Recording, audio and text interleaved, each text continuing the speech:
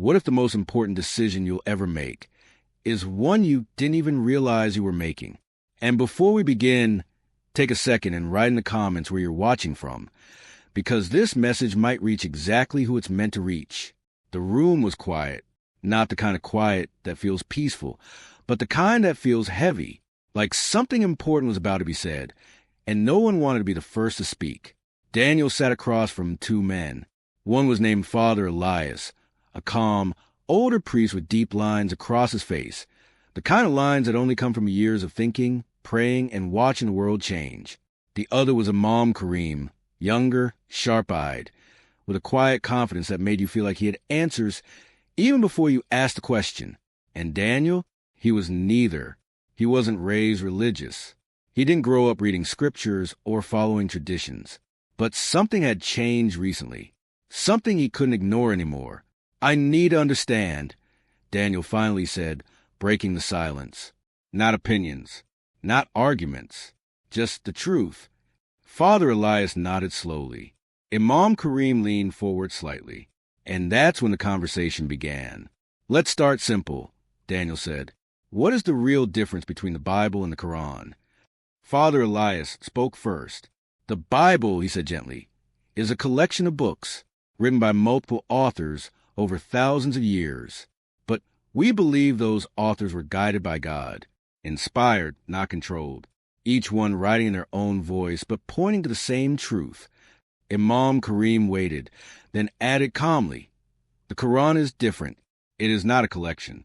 It is one message, revealed word for word, directly from God to the Prophet Muhammad." Daniel frowned slightly. "So one is written and the other is dictated?" "In a way," Kareem said. "But that raises a question," Daniel replied. "If God is all-powerful, why would he use different methods?" The room went quiet again. Father Elias looked down for a moment, then back up. "Because the message isn't just about information," he said. "It's about relationship." Kareem shook his head slightly. "Or perhaps it's about clarity. One pure message, unchanged, protected." Daniel leaned back. Already, he could feel the tension. "Okay," he said. "Then let's go deeper. Who is Jesus?" This time, Father Elias didn't hesitate. Jesus Christ is the Son of God, not just a prophet, not just a teacher, God in the flesh. Imam Kareem's expression didn't change, but his voice became firmer. In Islam, Jesus, or Isa, is one of the greatest prophets. Born miraculously, yes, but not divine, never to be worshipped. Daniel looked between them. "That's not a small difference." "No," Father Elias said quietly. "It's everything." Kareem nodded. "On that, we agree." Daniel felt something shift inside him. "So both of you believe in God. Both believe in revelation. Both believe in judgment, heaven, hell." "Yes," they both said.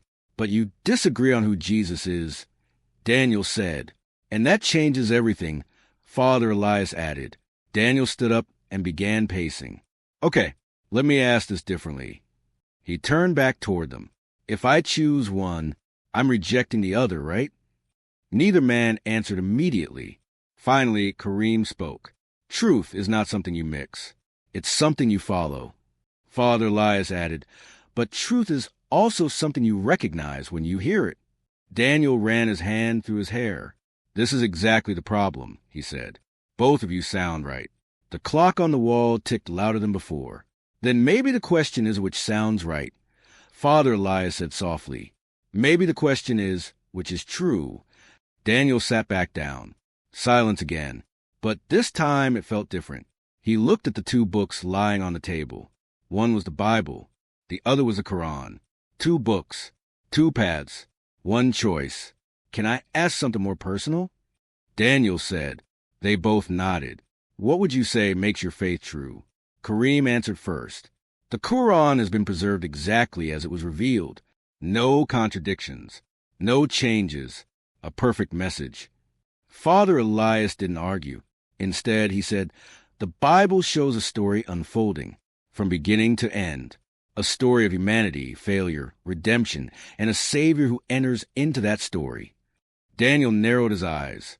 "So one claimed perfection and the other shows a journey?" That's one way to put it, Elias said. But journeys can be corrupted, Kareem replied. And perfection can be misunderstood, Elias answered calmly. Daniel let out a quiet laugh. You see what you're doing? He said. Every answer creates another question. That's because you're thinking, Kareem said. And that's a good thing, Elias added. Daniel looked back at the books. Then something unexpected happened. He didn't feel closer to an answer. He felt heavier, like the weight of the decision had just become real. What if I choose wrong? He asked quietly. Neither man rushed to answer. Finally, Father Elias spoke. God is not trying to trick you. Kareem added, but you must seek sincerely.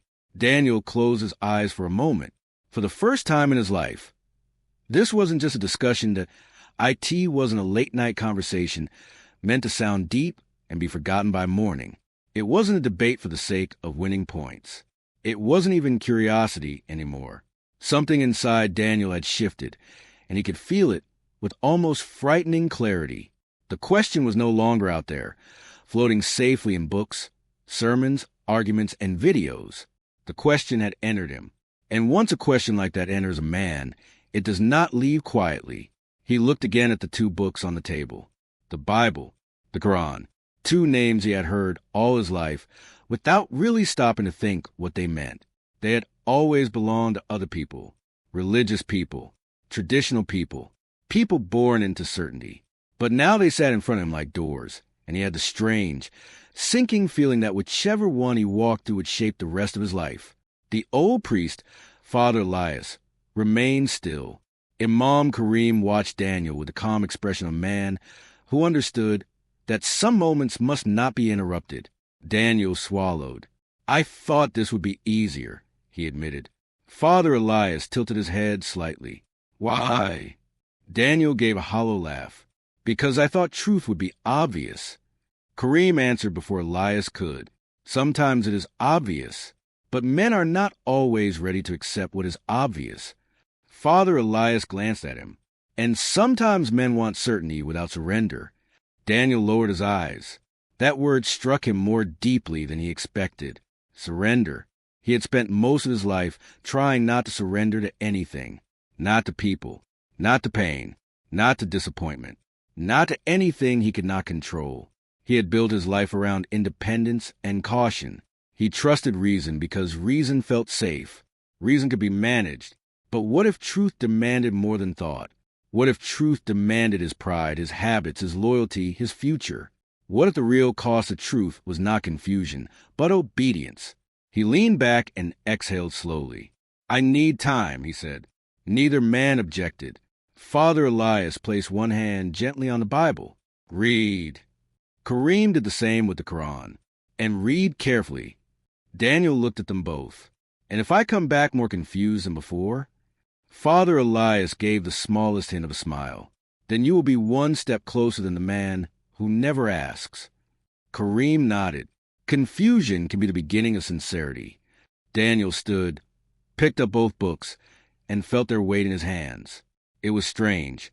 They did not feel heavy. But the choice they represented felt almost unbearable. That night, the city seemed quieter than usual. The streets were still lit. The traffic still moved. People still laughed outside cafes and checked their phones and hurried to appointments and worried about the ordinary things of ordinary life. But Daniel walked through it all like a man moving in a different world.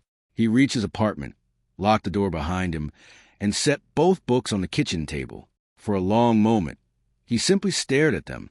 Then he turned off the television he hadn't been watching, silenced his phone, made coffee he didn't drink, and sat down. He reached first for the Bible, not because he had decided anything, only because his hand moved first. He opened to the Gospel of John, remembering Father Elias had once said, if you want to understand Christianity, begin where Christ is most clearly seen. Daniel read slowly. In the beginning was the Word, and the Word was with God, and the Word was God. He stopped. Read it again. Then again. It did not sound like religion. It sounded like thunder disguised as language. He kept going. The light shines in the darkness, and the darkness has not overcome it. That line stayed with him. There was something about it he could not explain. He had lived enough life to know darkness was real. Not theoretical darkness. Not poetic darkness. The real kind. Regret, betrayal, loneliness in crowded rooms. The kind of silence after funerals. The kind of guilt that followed him from old mistakes. The kind of numbness that made success feel thin and temporary. And yet, this line did not merely acknowledge darkness. It declared something over it. The darkness has not overcome it. Daniel read further into the night. He read about John the Baptist, about the Lamb of God, about water turned to wine, about words spoken to religious men and broken women and frightened disciples. Jesus did not speak like a philosopher searching for truth. He spoke like someone who knew exactly where truth came from. That unsettled Daniel more than he expected. Near midnight, he put the Bible down and rubbed his eyes. Then he reached for the Quran. He opened it without knowing where to begin. The Arabic text stood beside the translation, solemn and measured. He read the opening chapter, then more. He read about the mercy of God, the judgment of God, the straight path, the stories of prophets, warnings to those who reject truth, promises to those who submit. The tone was different, stronger, sharper in places, majestic, at times even severe. It felt like standing before a king whose authority could not be questioned. Daniel understood the appeal immediately. There was certainty here, structure, clarity. God was one. God was above all. God spoke, man obeyed.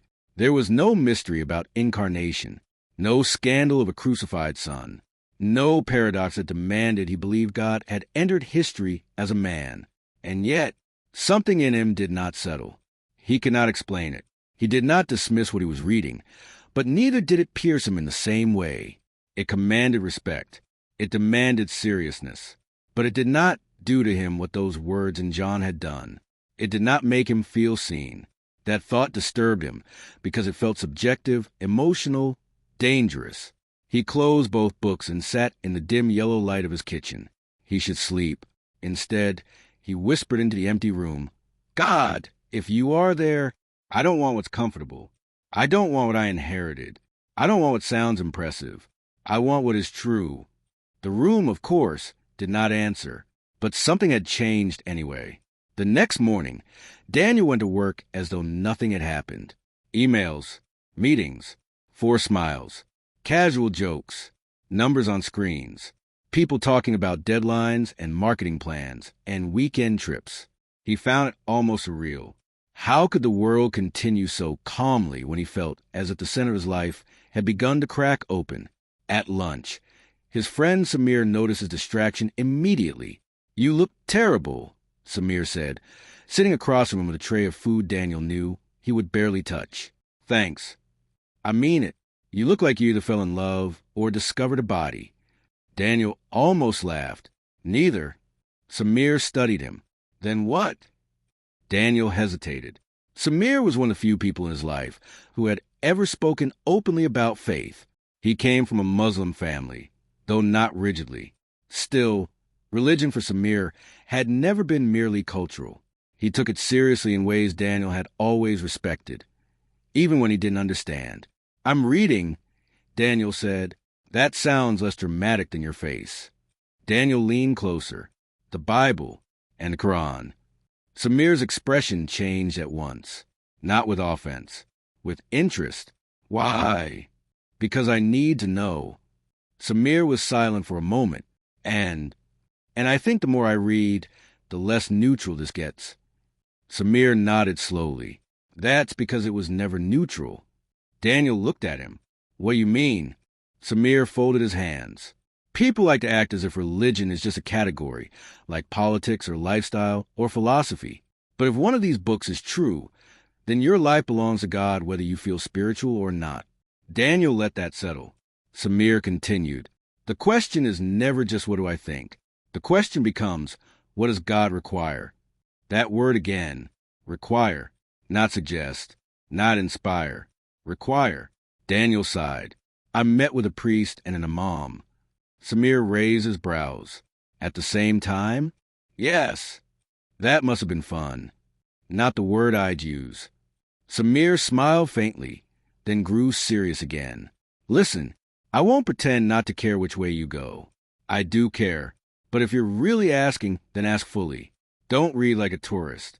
Read like a man whose soul is involved. Daniel stared at his untouched lunch. Read like a man whose soul is involved.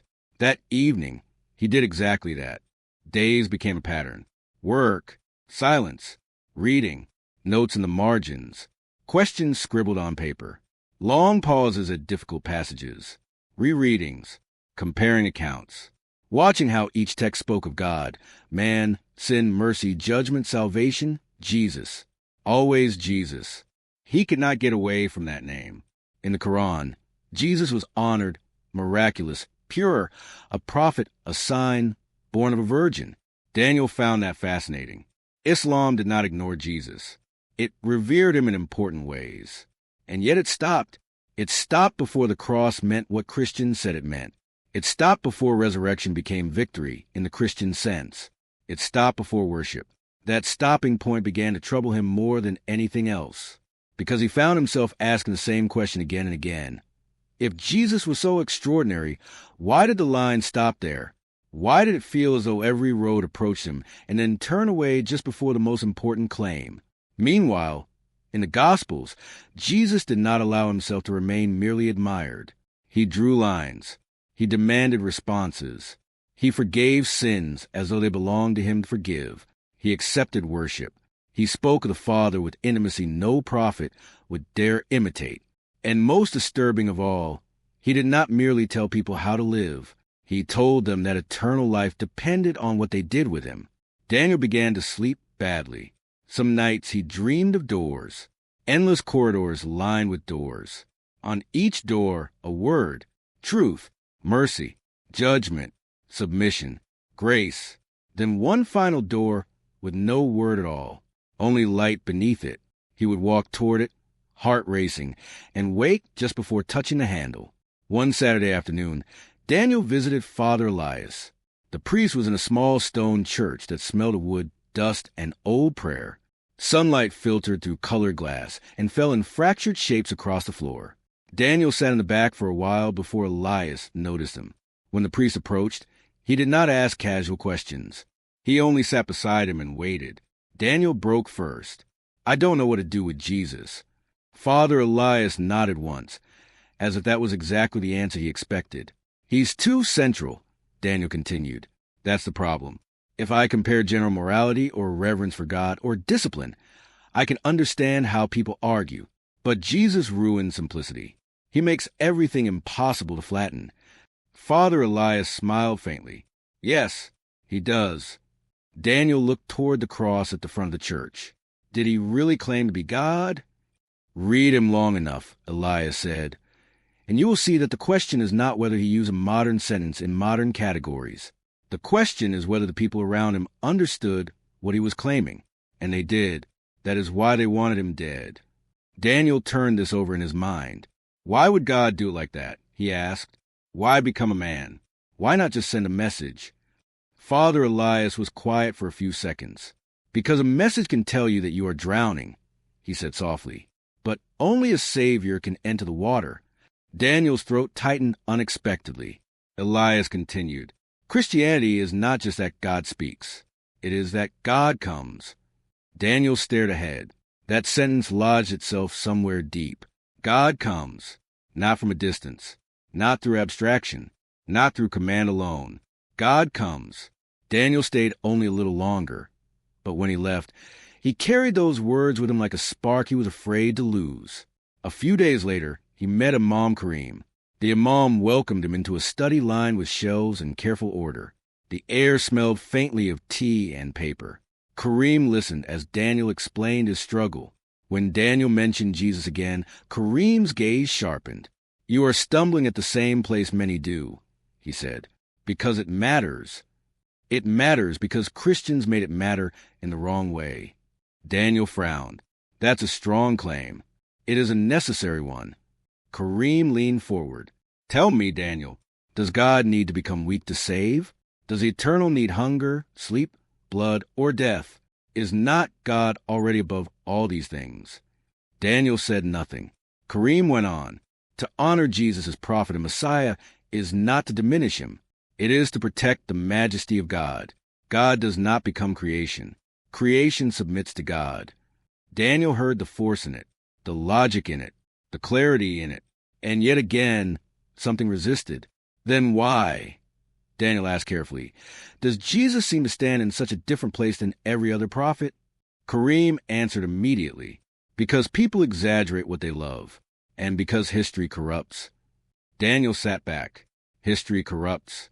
He had heard some version of that claim many times already, that the Bible had been changed, that doctrines grew, that councils manipulated belief, that Jesus the prophet became Jesus the divine through time, politics, and human distortion. It sounded plausible on the surface, clean, efficient, but the more Daniel read, the more he found that the Christian claims about Jesus appeared embarrassingly early, too early to dismiss so easily. That was another splinter in his mind. If divinity had been added later, why did the earliest Christian writings already blaze with language that bordered on worship? Why did the disciples go from terrified men to proclaiming a risen Lord even under threat? He did not say all of that to Kareem. He only asked, and if Christianity is wrong, what is salvation? Submission to the one true God. Kareem said, faith, obedience, repentance, mercy from God. Daniel nodded slowly. Mercy from God. That sounded right. And yet inside him another question rose, uninvited and relentless. On what basis? Not because he thought mercy must be earned, but because the weight of evil seemed too great to wave away. The more honest he became about himself, the more he realized he did not need improvement. He needed rescue, not merely instruction, not merely law. Rescue. When he left the imam's study, the sky had darkened and rain had begun to fall. He walked home without opening his umbrella. He wanted the cold. He needed something to cut through the noise in his mind. By the time he entered his apartment, he was soaked. He changed clothes, sat on the floor instead of the couch, and opened the Bible again. This time he went to the crucifixion. He had read it before, but now he read with trembling attention. The mocking, the abandonment, the blood, the darkness, the cry of forsakenness. He stopped at one line and read it out loud. It is finished. Finished. Not started. Not offered as possibility. Finished. Daniel closed his eyes. If the cross was what Christians claimed, then salvation was not man climbing toward God, but God acting toward man. Not man assembling enough righteousness, enough obedience, enough reform, enough sincerity, but God doing what man could not do. That idea was almost too much, because it was not only profound, it was offensive. It meant Daniel could not save himself, could not negotiate, could not appear before God with his intelligence and say, I thought deeply, therefore accept me, could not gather his moral efforts like coins and present them with dignity. Grace destroys pride before it heals the sinner. That was where he began to understand why the choice felt so costly. It was not merely intellectual. It was deeply personal.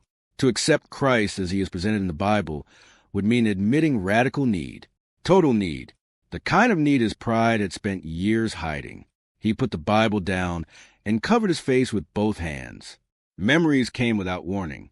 His father's bitterness, his mother's tears after arguments that never really ended, a relationship Daniel had destroyed by selfishness disguised as honesty, years of numb ambition, the quiet arrogance with which he had judged religious people while avoiding judgment on himself.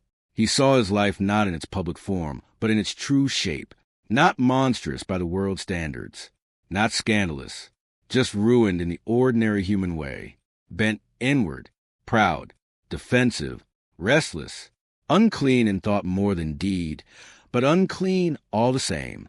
And for the first time, the issue of salvation stopped being abstract. He whispered, I am not okay. The words shocked him. He had never said them so plainly, not even to himself. A week later, Daniel's sister, Lena, came to visit. She noticed the books immediately. She picked up the Quran first, then the Bible, then stared at him. What is going on? Daniel almost smiled. I'm thinking. No, this is more than thinking. He gestured for her to sit. Lena was practical, sharp, impatient with anything that sounded dramatic. She loved Daniel, but she had no interest in religion. Their childhood had given them enough examples of hypocrisy to treat spiritual talk with suspicion. "I need to know what's true," Daniel said. Lena sighed and dropped into a chair. "About God?" "Yes." She looked at him for a long time. "Why now?" Daniel hesitated, then said the only answer that felt honest. "Because I think I've spent my whole life avoiding the biggest question there is." Lena leaned back and crossed her arms. "And you think one of these books give the answer?" "I think if God has spoken, that matters." "And if he hasn't?" Daniel looked down. "Then I still need to know that too." Lena softened a little. "You've changed." "Maybe." "No," she said quietly. "You have." She was right. He had changed, not into certainty. Not yet, but into seriousness. Into a man who no longer laughed off eternal things as psychological comforts for weak minds. Into a man who understood that indifference was not sophistication. It was risk. Lena stayed for coffee. They talked late into the night. She asked hard questions, many of which Daniel could not answer. Why does religion divide people? Why does God seem hidden? Why are there so many interpretations? Why do good people suffer? Why should ancient books govern modern lives? Daniel had no polished responses. Only this: "I don't know all of that yet, but I'm beginning to think the real issue is not whether religion is messy. The real issue is whether God has acted.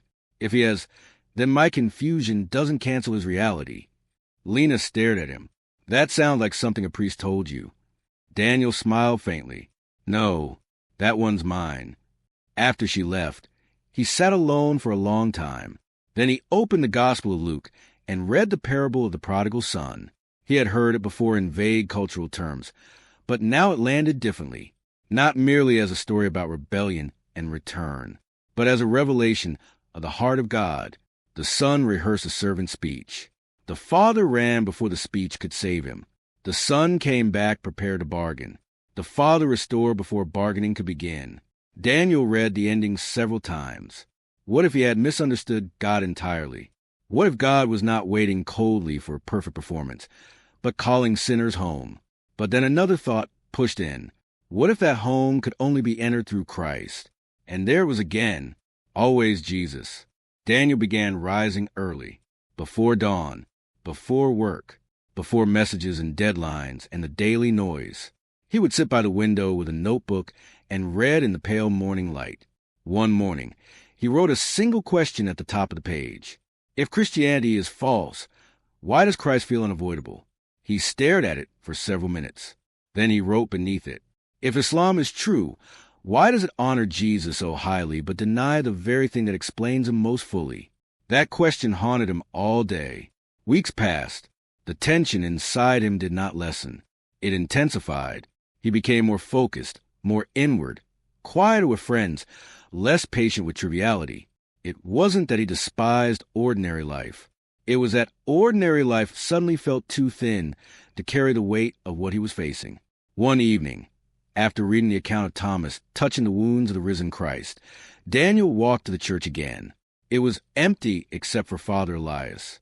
The priest did not speak first. Daniel stood near the front, eyes on the cross. "I think I'm afraid," he said. "Yes," Elias replied gently. "Of what?" Daniel's answer came out almost as a confession.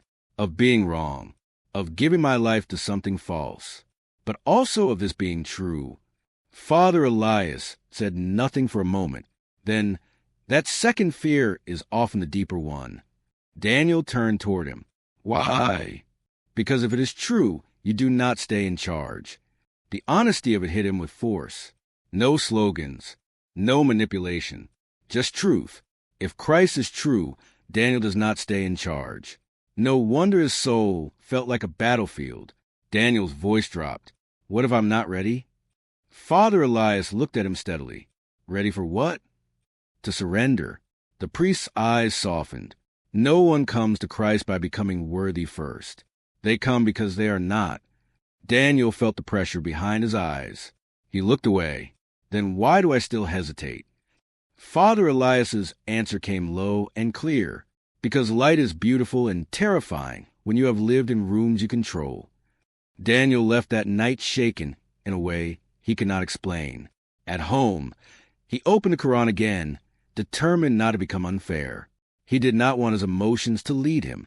He read carefully, respectfully, patiently. He read the surahs about Mary and Jesus.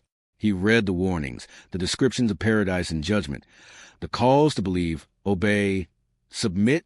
He slowed down this time, not just reading, but weighing every line, every claim, every silence. He noticed something he hadn't fully seen before. The Quran spoke with authority about Mary, honored, chosen, pure. It spoke of Jesus, miraculous, sinless, a sign for the world, not like the others, not ordinary, not replaceable. And yet, the further Daniel read, the more a quiet tension built inside him, because the book lifted Jesus high, but then stopped short explaining why he stood so far above everyone else. It praised him, protected him, but refused to follow him to the place where everything seemed to point, the cross. Daniel leaned back, eyes fixed on the page. If Jesus was only a prophet, why did his story feel incomplete without something more? Why did it feel like a sentence that ended too early? He turned back to the passages about judgment. The weight of them pressed in. Obey, submit, fear God, hope in his mercy. Daniel whispered to himself, but how do I know it's enough? The question echoed in the quiet room, because deep down he knew himself, not the version he showed others. The real one, the thoughts no one heard, the things he justified, the moments he ignored his own conscience. He wasn't asking for an easier path. He was asking for a real answer, one that could carry the weight of who he truly was. His eyes drifted back to the name Jesus. Again, and again, and again. It was as if every time he tried to move forward, something gently but firmly turned him back to that same point. Not a system, not a rule, a person. Daniel closed the Quran slowly, not with rejection, but with honesty. I understand it, he said quietly, but I'm still searching. He stood up, walked a window, and looked out at the city lights. So many people, so many lives, all moving forward as if none of this mattered. But it did, more than anything else. Because this wasn't just about religion. It was about truth, about eternity, about whether forgiveness was something he had to earn or something that had already been given. Daniel exhaled deeply, and in that moment, he realized something that changed everything. He wasn't choosing between two books. He was choosing between two answers to the same question. What saves a man? His effort or God's action? He turned back toward the table. The decision was no longer distant. It was right in front of him. And this time, he knew he couldn't stay neutral.